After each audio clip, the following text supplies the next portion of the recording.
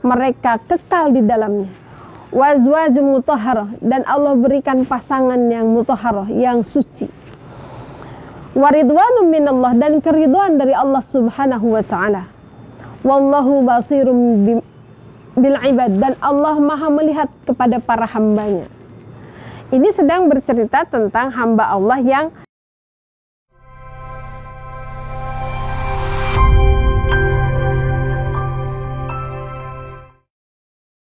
Bismillahirrahmanirrahim. Assalamualaikum warahmatullahi wabarakatuh.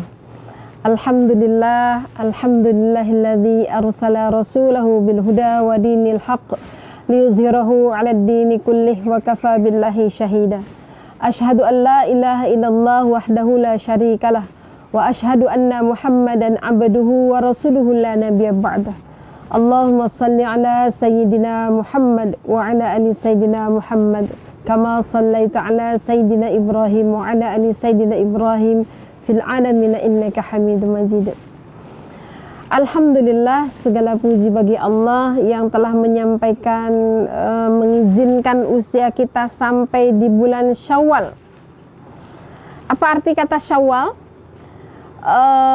Asalnya banget, kata Syawal itu konon kalau habis Ramadan itu unta-unta di Arab itu pada diem, pada tidur gitu ya, pada depak. Tahu nggak depak? Nah, kalau udara panas, musim panas itu sudah berakhir, udara mulai berasa lebih sejuk, maka unta-unta itu akan bergerak menaikkan bokongnya. Asalnya itu makna Syawal itu ketika unta menaikkan bokongnya. Secara bahasa Syawal itu artinya naik, meningkat, bertambah. Bukan sebuah kebetulan nama Syawal itu ditempatkan setelah bulan Ramadan. Ba'da Ramadan, di mana kita membakar, artinya Ramadan kan membakar nafsu kita, keburukan kita, kejelekan kita, dosa-dosa kita, maka yang paling pantas adalah setelah Ramadan kita berada di posisi yang lebih tinggi derajat di sisi Allah, lebih tinggi kebaikannya, lebih banyak pahalanya, lebih naik tingkatannya di sisi Allah. Itu baru makna Syawal. Masya Allah. Dari pilihan kata nama bulan ini, kita seyogianya melakukan sebuah introspeksi, melakukan sebuah muhasabah. Benarkah kita Syawal di bulan Syawal ini? Benarkah kita naik di bulan Syawal ini? Supaya kita tahu, tentu kita harus melakukan muhasabah, melakukan evaluasi diri. Bagaimana kita melakukan evaluasi diri itu? Ukurannya adalah standar yang ditentukan oleh Allah dan Rasulnya. Kita waktu itu pernah bahas tentang tujuan dari saum. Salah satunya tujuan terminalnya, outcome-nya adalah pengampunan dan surga. Outputnya adalah la'allakum tattaqun, la'allakum tashkurun, la'allahum yarshudun. Supaya kita menjadi orang yang bertakwa, menjadi orang yang bersyukur, menjadi orang yang rasyid, yang bijak, lagi cerdas dalam memilih dan memilah amal.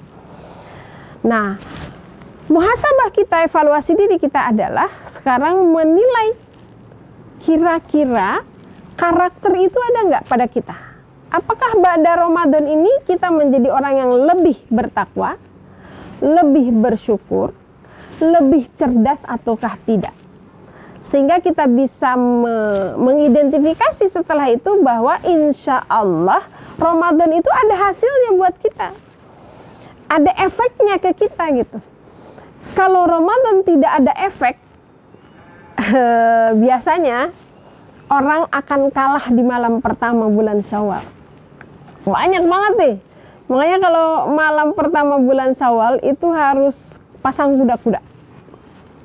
Supaya kita nggak kalah di malam pertama bulan Syawal. Apa yang dimaksud dengan kalah di malam pertama bulan Syawal? Ini mah pengalaman pribadi kali ya. Semoga para pemirsa semua tidaklah ya.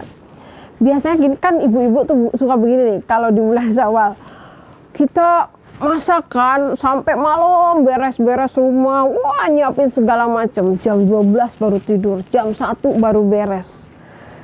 Bangun pas azan, padahal biasanya kita bangun jam 3. Sholat tahajud dulu, sholat hajat dulu gitu ya kan di bulan Ramadan ya, sebelum kita sahur udah tuh lewat tahajud. Ba'da subuh udahlah, kalau kelewat suruk mungkin karena kita siap-siap mau sholat id ya. Sholat itu kita beres sholat id, kita sibuk dengan hidangan makanan, silaturahmi, silaturahim, keliling-keliling dan seterusnya sampai siang. Ngobrol sama keluarga. Udah jam 12, duhanya kelewat. Yang biasanya di bulan Ramadan kita kita paksain ya, kalau pahala sholat sunat di bulan Ramadan itu setara dengan pahala sholat wajib di bulan lain. Udah hilang tuh sholat duhanya di hari pertama. Ba'da zuhur kecapean kita, tidur, bangun asar, kita keliling lagi terus sampai malam, banyak tamu ke rumah, banyak terus malam capek tidur. Quran nggak kebuka, udah kalah di malam pertama, di hari pertama bulan Syawal. Kekalahan di hari pertama bulan Syawal itu harus dijaga supaya itu tidak menjadi titik awal kekalahan kita yang lebih parah di bulan-bulan sebelumnya. Kenapa sang kuda-kuda harusnya di hari pertama bulan Syawal? Untuk apa? Untuk menguatkan keyakinan kita, afirmasi kita bahwa saya orang yang sukses di bulan Ramadan.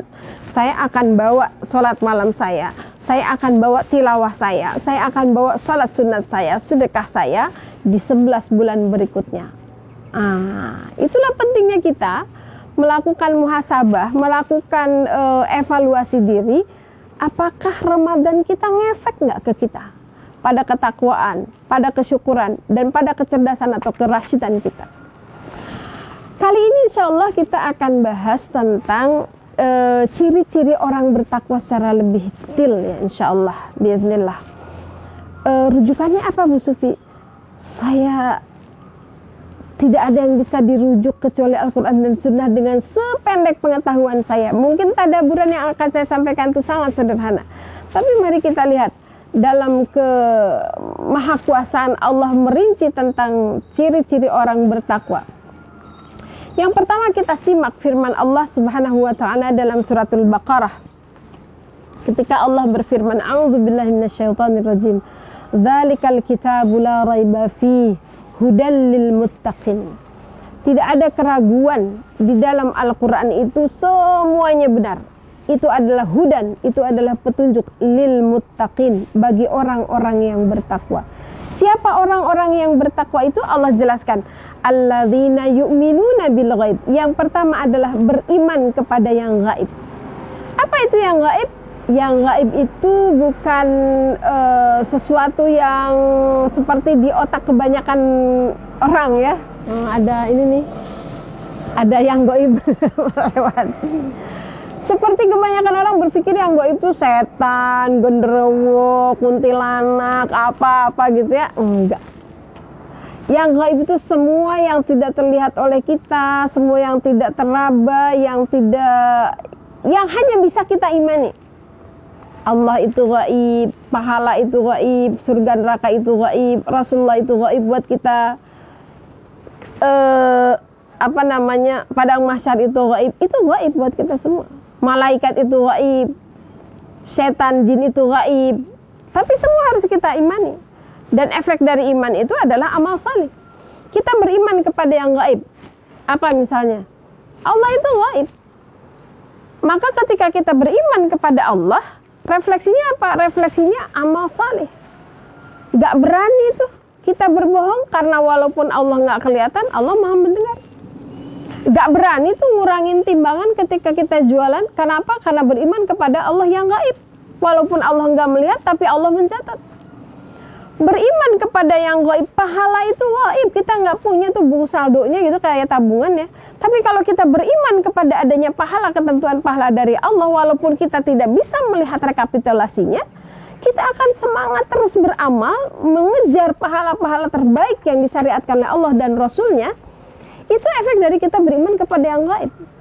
Malaikat itu gaib. Ma yalfizu min qaulin illa ladaihi raqibun atidun. Tidak ada satu huruf dari kata-kata yang keluar dari mulutmu, kata Allah, kecuali Allah sediakan malaikat yang raqib dan atid, yang dekat, lagi cermat, teliti. Kalau kita beriman bahwa ada malaikat yang mencatat kita, maka orang yang beramal salih, beriman dan beramal salih itu, dia akan memilih, kira-kira kalau saya begini, saya ngomongnya gimana? Kira-kira kalau saya begini, malaikat nyatetnya gimana? Sehingga orang yang beriman kepada yang gaib itu hanya akan memilih perkara-perkara yang kalau dicatat, kalau dilihat oleh Allah, kalau dihitung oleh Allah, itu hanya yang baik. Ciri pertama, yu'minuna bil ghaib. Jadi semakin kita beriman kepada yang gaib, akan semakin baik kualitas amal kita. Itu ukurannya. Yang kedua adalah wa yuqimunas shalah. Orang bertakwa itu orang yang ajak di dalam salatnya. Di dalam Al-Quran itu bukan yaf'alus shalah, bukan orang yang mengerjakan salat, tapi yang menegakkan salat. Karena qoma itu maknanya adalah ajak kan ya. Jadi dia nggak sholat ketika dia sakit, ketika dia repot, ketika dia sedih, ketika dia lagi di perjalanan, ketika dia lagi hajatan.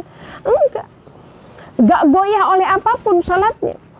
Mau dia dalam keadaan dingin, panas, sibuk, santai, di rumah orang tua, di rumahnya sendiri, yuqimunas shalah. Orang bertakwa itu ajak di dalam sholatnya. Bukan cuman ajak istimror melakukannya, dia jaga juga kualitasnya, dia jaga konsistensinya, itu yuqimunas shalah.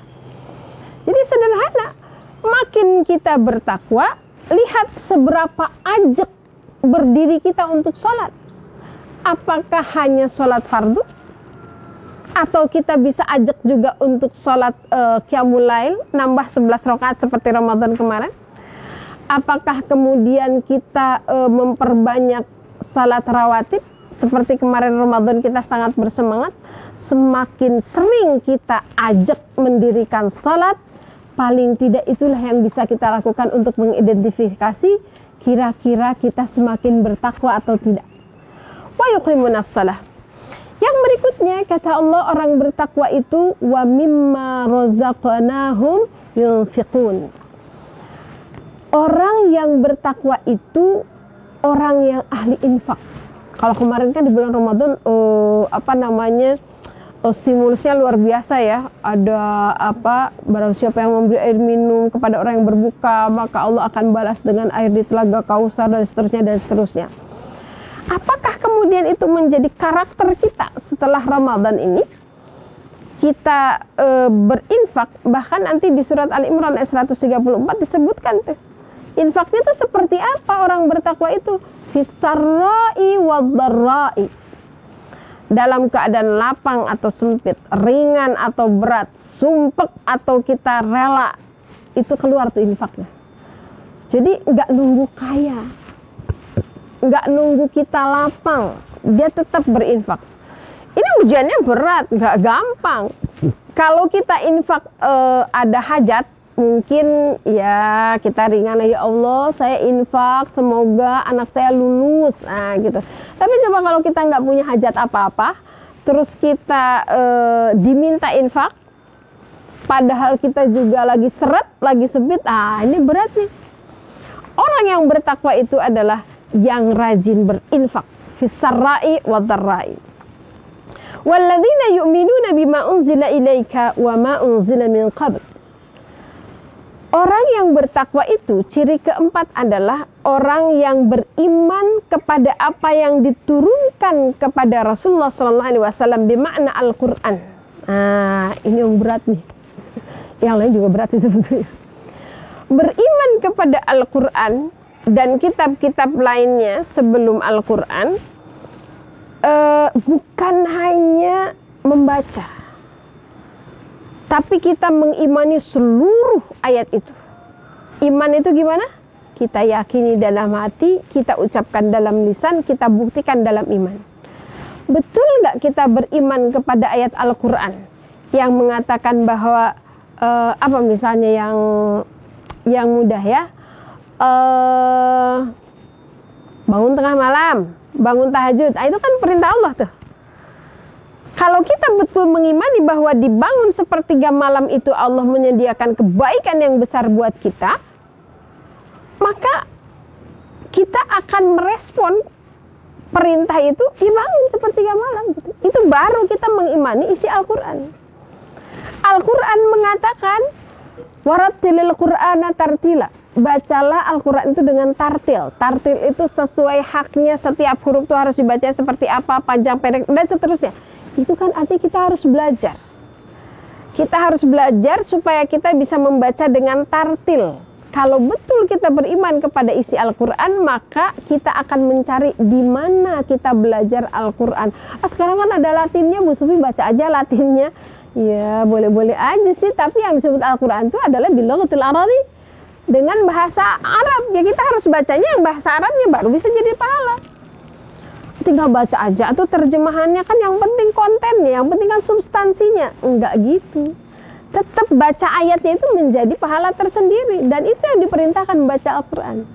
Jadi panjang efeknya ketika kita beriman kepada Al-Quran. Kita mengimani bahwa Al-Quran itu datang dari Allah, kalamullah yang turun kepada Nabi Muhammad SAW, disampaikan kepada kita.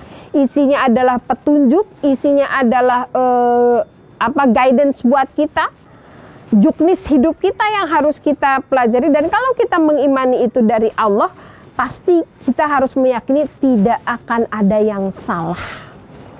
Tapi ada Bu Sufi yang nggak suka di dalam Al-Quran itu, surat An-Nisa ayat 3 misalnya gitu ya, tentang poligami. Kenapa sih Allah tuh bikin ayat tentang poligami? Itu kan pasti menyakitkan banget gitu. Sehingga kita berat mau mengimaninya gitu. Di dalam Al-Quran itu Allah menyebutkan, kenapa kamu beriman kepada sebagian dan mengingkari sebagian? Nggak boleh. Kalau kita beriman harus diterima. Cuman yang kemudian harus kita pahami, bagaimana sih cara memahaminya? Bagaimana sih cara mengamalkannya? Nah, jadi panjang tuh. Jadi orang bertakwa itu nanti ekspresinya adalah makin dekat dia dengan Al-Quran. Coba ukur nanti setelah Ramadan. Kalau kemarin 1 hari 1 juz, sekarang setelah Ramadan masih 1 hari 1 juz gak? Bener gak iman kita kepada Al-Quran? Kalau kemarin kita di bulan Ramadan tuh kita tadarus, kita taklif, kita tadabbur ayat. Sekarang di bulan Syawal dan seterusnya, kita masih buka-buka nggak tuh Al-Quran? Terjemahannya, tadabburnya, tafsirnya, sehingga kemudian, oh ternyata kata Allah di dalam Al-Quran kita tuh harus begini, terus dilakukan. Akan itu iman. Jadi orang yang bertakwa itu akan makin intens dia berinteraksi dengan Al-Quran, dia yakini semuanya benar, lalu kemudian dia coba wujudkan di dalam perbuatan dengan cara yang benar, dia pelajari tafsirnya dan seterusnya dan seterusnya. Yu'minuna bima unzila ilaika wa ma unzila min qablik. Berat ya? Ya emang surga enggak murah. Orang bertakwa itu makin beriman kepada Al-Quran. Wabil akhiratihum yuqinun. Nah, yang terakhir yang kalimat ciri orang bertakwa di surat Al-Baqarah itu adalah, dan kepada hari akhir dia yakin. Yang tadi yu'minuna bil ghaib, dia beriman kepada perkara yang ghaib. Hari akhir ghaib gak? Ghaib. Kenapa dia disebut khusus? Yang gaib tadi yu'minuna bil ghaib itu kan ini ya, umum kan, beriman kepada yang gaib. Hari akhir juga gaib kan. Nah, tapi kemudian ketika disebut khusus, katanya kata Pak Ustadz, kalau ada yang khusus disebut setelah yang umum disebut, itu artinya dalam yang khusus itu ada keistimewaan. Orang beriman, ketika tadi beriman kepada Al-Quran, kepada yang gaib, dia berinfak dan seterusnya, maka akan makin kuat ketika dia beriman bahwa nanti ada hari akhir, di mana kita harus membayar semua utang-utang kita kepada Allah, kepada manusia, di mana semua amal perbuatan kita akan dihisab, di mana semua nanti perbuatan kita akan diperlihatkan oleh Allah. Maka beriman meyakini bukan lagi apa sih kenapa di sini disebutkan dengan yakin? Bukan dengan beriman, wabil akhiratihum yu'minun gitu. Tapi yuqinun. Kita dalam keyakinan yang lebih kuat. Ini kalau iman kan tadi saya sebutkan dia keyakinannya, kemudian lisannya, kemudian perbuatannya. Nah, ini dikhususkan tentang akhirat itu, tentang hari akhir itu keyakinan. Kita benar-benar yakin. Kenapa? Karena memang amalnya harus ditunjukkan oleh amalan lain. Kalau tadi kan misalnya gitu ya, tentang infak misalnya gitu. Oke, kita beriman kepada isi Al-Quran tentang infak, lalu kemudian kita berinfak kan gitu. Tapi kalau yakin beriman kepada adanya hari akhir kan bukan berarti kita harus ujug-ujug mati terus sampai di hari akhir kan enggak. Tapi beriman kepada hari akhir itu bagaimana hari ini kita mempersiapkan hari akhir. Nah, semakin kita yakin bahwa akan ada hari akhir, maka akan semakin hati-hati kita memilih amal di hari ini. Itu di dalam surat Al-Baqarah. Kalau itu semua dapat, ulaika ala hudam mir rabbihim wa ulaika humul muflihun.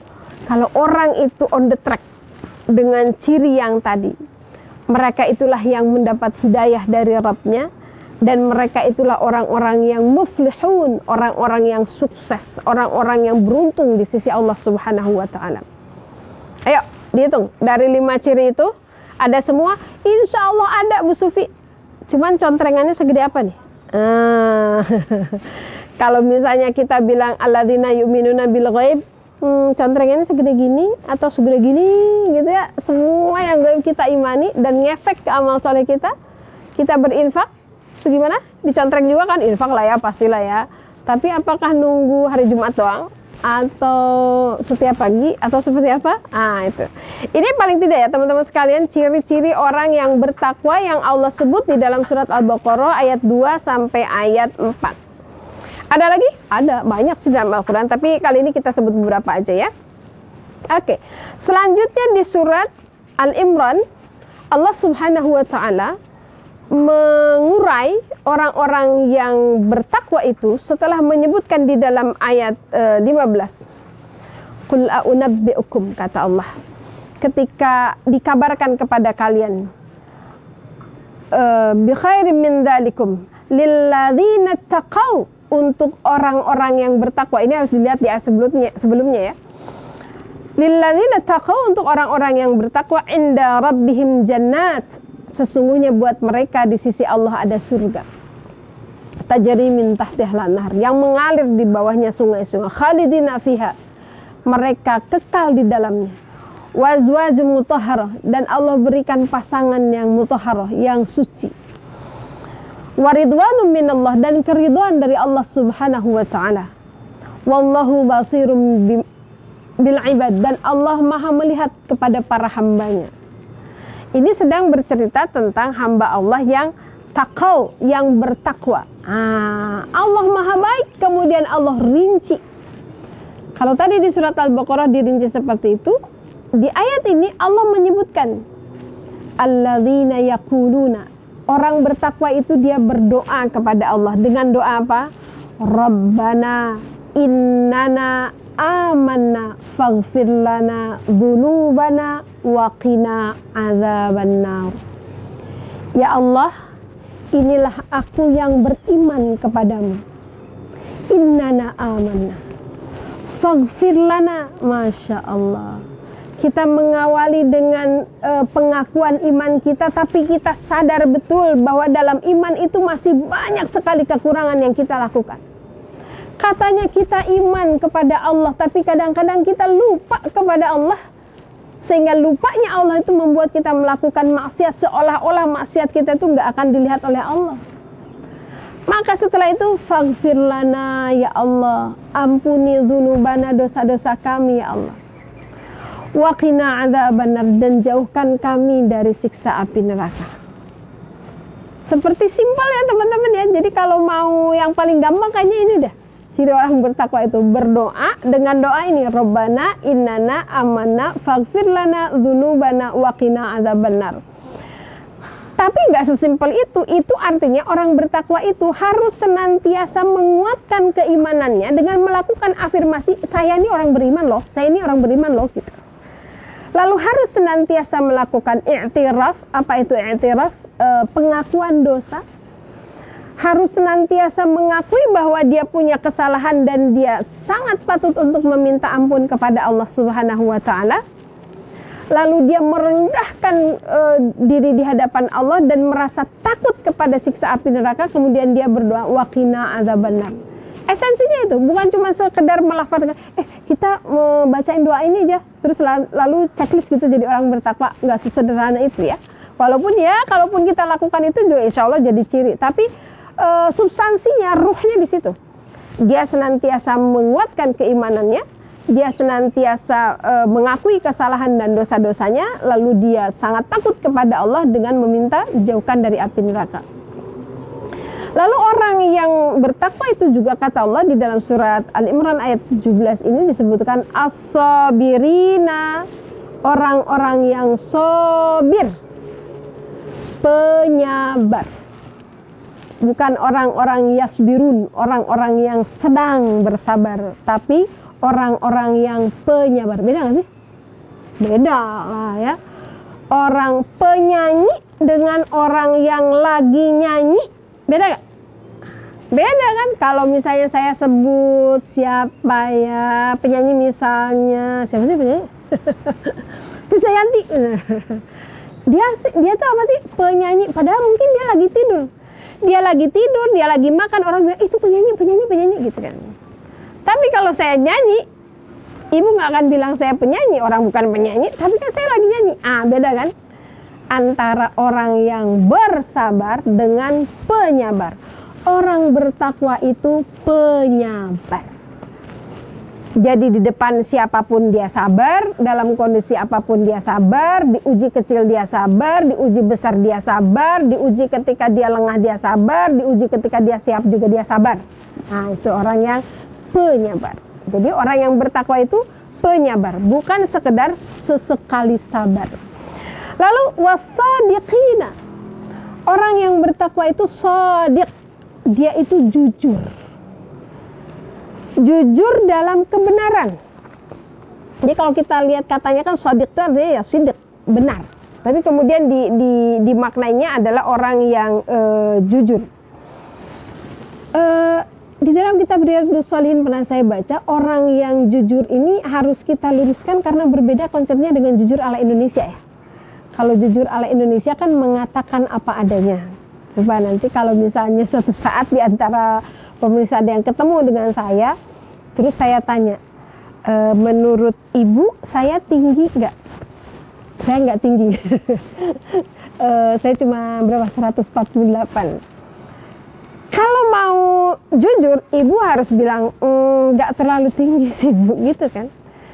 Tapi kira-kira kalau ada orang seperti itu, misalnya ada orang datang nih ke hadapan ibu, misalnya kulitnya hitam, jerawatnya banyak, giginya tonggos, matanya belok, hidungnya pesek, misalnya gitu ya. Terus tanya sama kita, menurut kamu saya cantik nggak sih gitu? Kalau jujur ala Indonesia, ya katakan apa adanya, ya cantik dari mananya gitu kan? Tapi apakah itu kebenaran? Apakah itu kemudian, kebenaran maksudnya orang faktanya begitu? Kebenaran yang dimaksud adalah apakah ketika kita mengatakan itu lalu kemudian menyakiti perasaan orang lain itu adalah kebenaran? Nah gitu. Kadang-kadang kan kita suka nggak mau ya, walaupun emang faktanya kita pesek, tapi kalau ada yang bilang lo pesek, sakit hati aja tetap aja gitu. Jadi kita lihat apakah yang kita lakukan itu benar atau tidak gitu. Kalau salah satu ukurannya adalah apakah itu mendatangkan kemadharatan, mendatangkan ketidaknyamanan, atau mendatangkan hal yang sebaliknya gitu.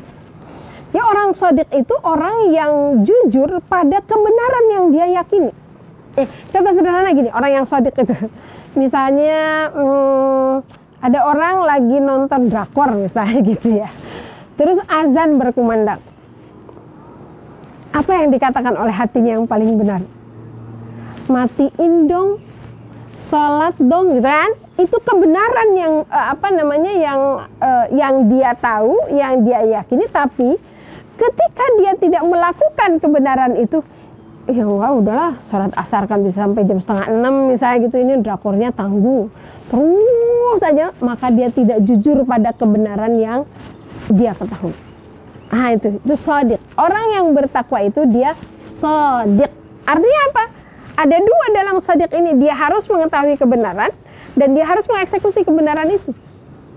Itu ada tuntutan ilmu dan ada tuntutan amal. Ciri berikutnya wal qanitin. Orang yang bertakwa itu orang yang qanit. Orang yang taat. Di dalam bahasa Arab itu katanya ada dua kata ya. Ada at-ta'ah, ada qanit. Ati'ullaha wa ati'ur rasul. Taatlah kamu kepada Allah dan Rasul. Kan gitu ya. Itu menggunakan kata taat. Qanitat juga kalau dilihat di terjemahan bahasa Indonesia, diterjemahkan juga sama, taat juga. Bedanya apa? Beda. Nanti akan ketemu ya di Al-Quran beberapa ayat, bahkan ada satu ayat yang di atasnya menggunakan kata apa, di bawahnya menggunakan kata apa gitu. Qanit itu saya menemukan dalam dua konteks di dalam Al-Quran. Pertama adalah dalam ta'abudi kepada Allah Subhanahu wa Ta'ala. Yang kedua adalah ketika Allah menyebutkan ketaatan seorang istri kepada suaminya, itu menggunakan kata qanit. Jadi pada level tertentu kepada syariat Allah dan Rasulnya kita harus taat. Ya pokoknya dilakukan aja, lo mau ngedumel kayak, lo mau males kayak, pokoknya lakukan aja. Sholat ya sholat aja pokoknya. Tapi pada derajat qanit, ketaatan itu dilakukannya dengan ringan, dengan senang, sukarela, ikhlas, mudah gitu. Bahkan bahagia gitu melakukannya, itu qanit. Istri yang taat kepada suami itu dengan qanit. Fassalihatu, adapun istri yang saleh itu qanitatun, dia taat kepada suaminya. Hafizatun, dia menjaga diri di pembelakangan suaminya. Hafizatun lil ghaibi bima hafizallah, karena penjagaan Allah. Jadi orang yang bertakwa itu adalah orang yang ketaatannya bukan ketaatan level rendah. Ketaatannya bukan ketaatan yang dipengaruhi oleh lingkungan. Nggak enak soalnya diliatin teman-teman, nggak enak soalnya kita lagi ada Pak Ustadz, nggak enak ada mertua, nggak.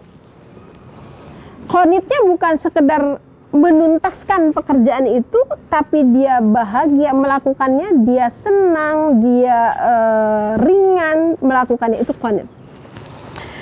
Yang berikutnya adalah wal munfiqina. Orang yang bertakwa itu banyak berinfak. Tadi di Al-Baqarah ayat 1-5 disebutkan juga ya infak.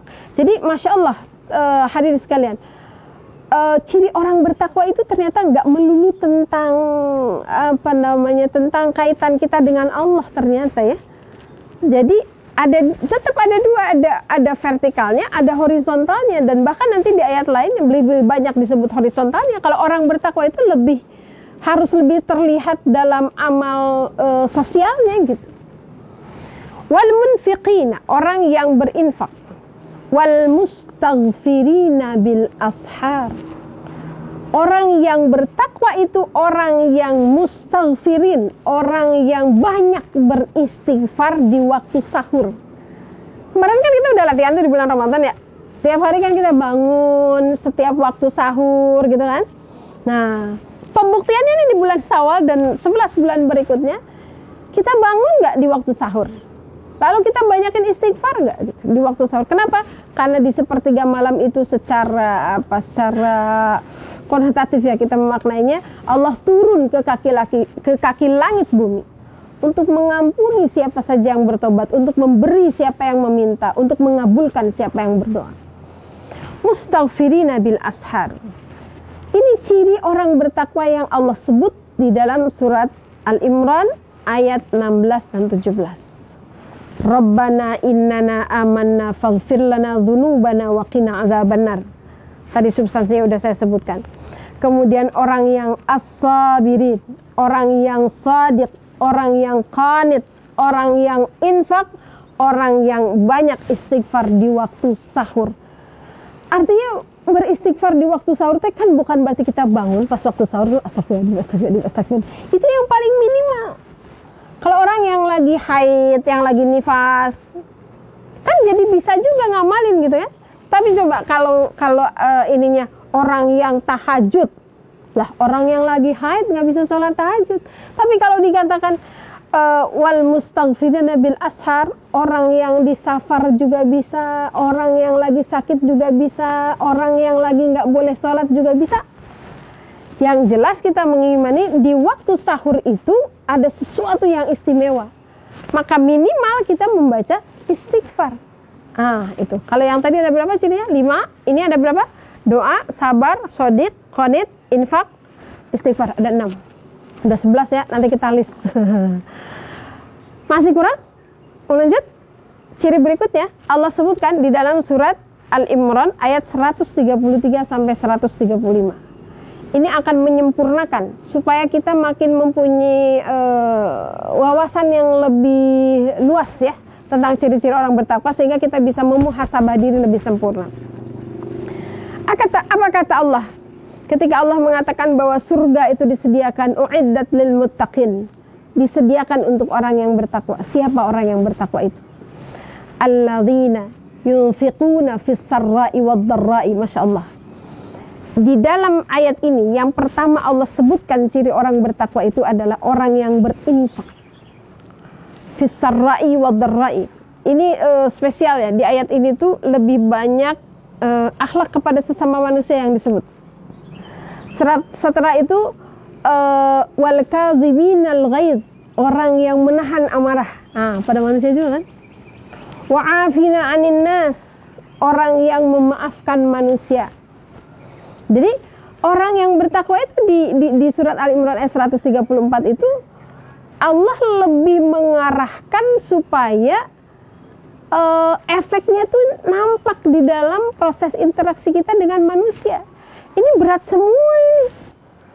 Infak, kalau tadi kan di Al-Baqarah ayat 2 sampai ayat 5, kemudian di surat Al-Imran ayat 17 tadi, itu kan cuma disebut infak doang.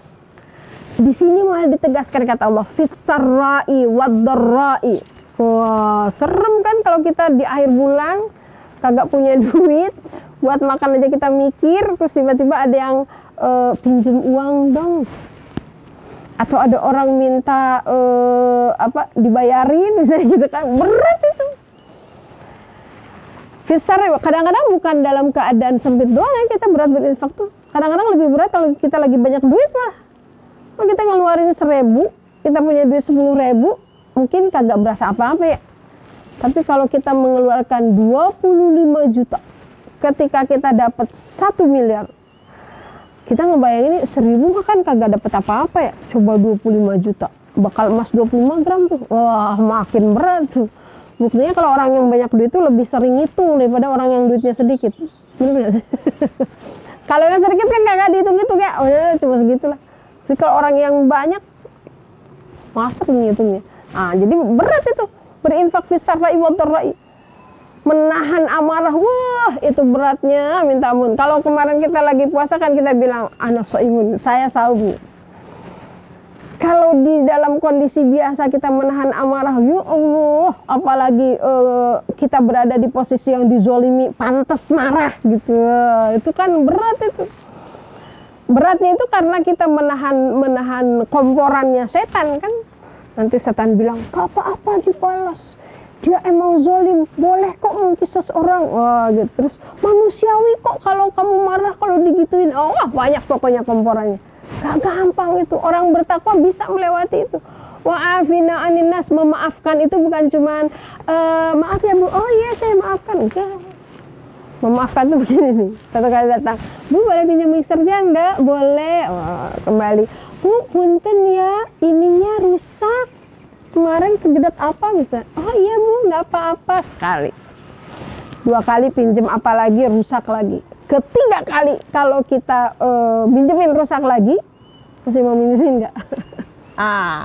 Itu dimaafkan tuh, diampuni tuh satu-satu itemnya. Tapi ketika misalnya kita maaf lahir batin ya Bu, saya kemarin ngerusakin mixer Ibu, misalnya iya dimaafin udah. Tapi setelah itu kita ketemu orang, si ibu itu jangan minjemin barang ya, suka rusak kalau dia, itu bukan memaafkan. Karena memaafkan itu kita mengampuni dosanya, kita menghapus kesalahannya, dan setelah itu kita tidak mengingat-ingatnya lagi. Berat banget gak? Berat banget. Kalau kita bilang sama-sama, saya juga mohon maaf lahir batin. Apalagi kalau yang minta maaf nggak nyebutin kesalahannya gitu, terus kita tahu dia salah, berat banget itu. Ini ciri orang bertakwa kepada sesama manusia.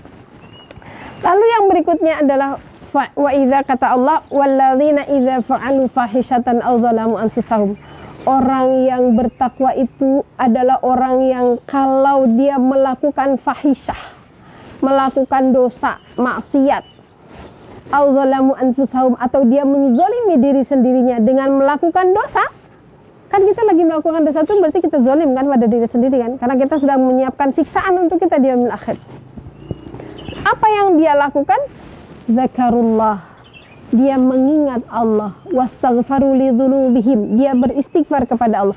Jadi bukan cuman menyebut Allah, bukan cuman beristighfar kepada Allah, ada yang ketiga, lam yusirru ala ma fa'alu, dan dia tidak melanjutkan apa yang dia kerjakan.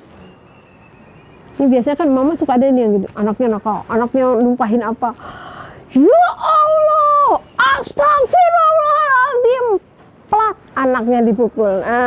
Ciri pertama dapat tuh nyebut Allah, ciri kedua istighfar, tapi ciri ketiganya terus aja anaknya dipukulin, tidak lam yusiru, putus, hentikan perbuatan dosanya itu. Itu orang bertakwa. Jadi orang bertakwa itu bukan orang yang sama sekali nggak pernah berbuat dosa, pernah, bisa jadi kesandungnya ada, keplesetnya ada. Tapi bedanya kalau orang bertakwa melakukan kesalahan, dia melakukan 3 hal. Dia menyebut nama Allah. Kenapa? Ketika kita menyebut nama Allah, kalau benar kita masih punya iman, maka akan bergetar hati kita dan akan bertambah keimanan kita, sehingga itu jadi rem supaya kita tidak melakukan kemaksiatan itu lagi. Wastaghfaru lidzunubihim. Lalu kemudian kita beristighfar, ya Allah, astagfirullahaladzim, saya melakukan kesalahan itu, ya Allah, diikuti sholat taubat dan seterusnya dan seterusnya. Lalu dia menghentikan perbuatan itu. Di sini ada berapa ciri? Ada 6 ciri ya, Masya Allah. Dihitung sendiri deh. Dari Al-Baqarah 2 sampai 5, Al-Imran 16-17, Al-Imran 133 sampai 135, di list. Lalu periksa, kira-kira pada kita ada nggak akhlak itu? Pada kita kalaupun ada, seberat apa sih? Nggak usah di-spill di medsos juga lah ya, itu urusan kita sama Allah. Tapi paling tidak kita punya alat ukur, kita punya instrumen untuk mengukur keberhasilan Ramadan kita. Kan karena apa? Karena kita nggak tahu kan, kita tuh nggak tahu kita tuh sukses atau tidak, kita tuh berhasil atau tidak, kita nggak tahu. Apa yang bisa kita lakukan? Kita cari info dari Al-Quran, dari Allah. Apa sih cirinya orang bertakwa itu? Menurut Allah, lalu kita identifikasi diri, lalu kita mematut-matut diri.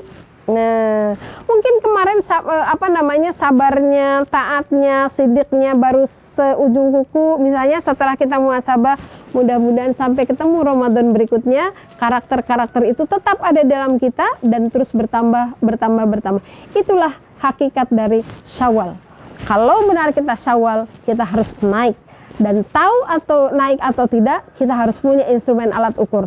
Alat ukur yang paling tepat adalah apa yang Allah sebutkan di dalam Al-Quran. Semoga Allah mengizinkan dan meridai amal saleh kita di bulan Ramadan, dan di bulan Syawal ini kita benar-benar menjadi orang yang Syawal, menjadi orang yang naik derajatnya di sisi Allah. Wallahu a'lam.